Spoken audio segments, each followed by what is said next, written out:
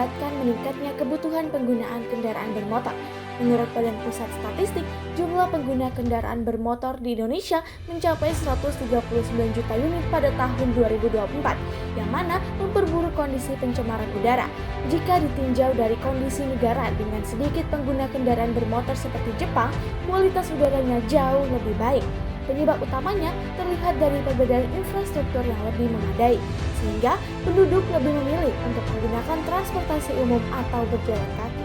Kementerian Lingkungan Hidup menyatakan bahwa emisi kendaraan bermotor menyumbang lebih dari 50% polusi udara di wilayah perkotaan, dengan Jakarta yang menjadi salah satu kota pemilik tingkat polusi tertinggi di Asia Tenggara. Hal tersebut tentunya menjadi indikasi negatif yang mana menunjukkan bahwa Indonesia tengah menghadapi permasalahan serius terkait kualitas udara. Buruknya kualitas udara menyebabkan banyak dampak negatif pada kesehatan manusia, yaitu menjadi penyebab penyakit seperti kanker, ispa, dan lainnya. Jika permasalahan tersebut diacuhkan, maka bukan tidak mungkin di masa depan manusia tidak bisa lagi menikmati udara yang sehat.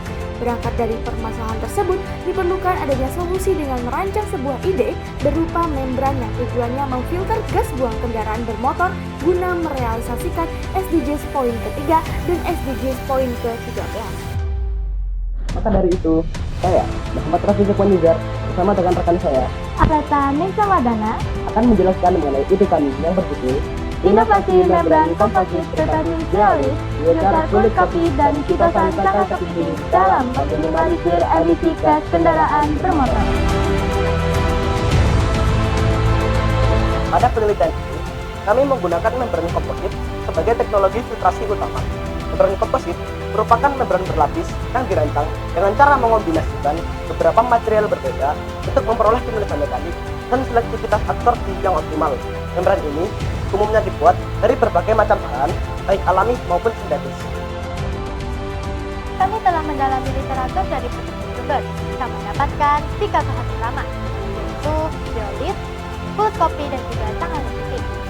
Tidak hanya itu, bahan-bahan yang kami gunakan adalah bahan-bahan yang mudah ditemukan di sekitar tempat tinggal kami.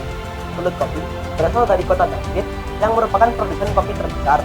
Zeolit dapat ditemukan di desa Kedubate, kecamatan Sumbermaju Wetan, dan Catur Ginting mudah ditemukan di sekitar pesisir Sedang. Sebenarnya bahan-bahan tersebut adalah bahan murah dan sering kali kita buang dan tidak kita manfaatkan. Maka dari itu, kami menemukan potensi besar untuk merubah bahan-bahan tersebut menjadi komponen penyusun membran. Pada penelitian kami menggunakan 2 lapisan, yaitu support layer dan selective layer. Support layer berfungsi sebagai penopang mekanik yang menjaga kekuatan dan kestabilan membran agar mampu menahan aliran gas buang. Sedangkan selective layer berfungsi sebagai tempat utama terjadinya proses absorpsi.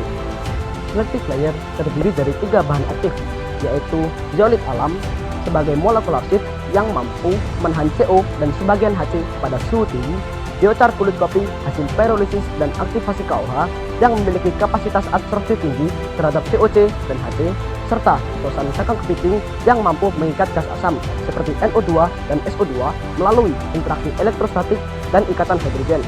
Kombinasi dari ketiga bahan tersebut menghasilkan absorpsi fisik dan kimia yang saling melengkapi. Hasilnya, sistem membran mampu menurunkan kadar CO hingga kurang lebih 60%, HC sekitar 45-50%, serta NO2 dan SO2 sekitar 30-40%.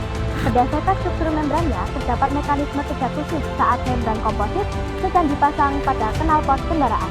Gas buang hasil pembakaran bahan bakar akan mengalir melalui membran dan diserap oleh lapisan aktif sehingga senyawa berbahaya dapat direduksi.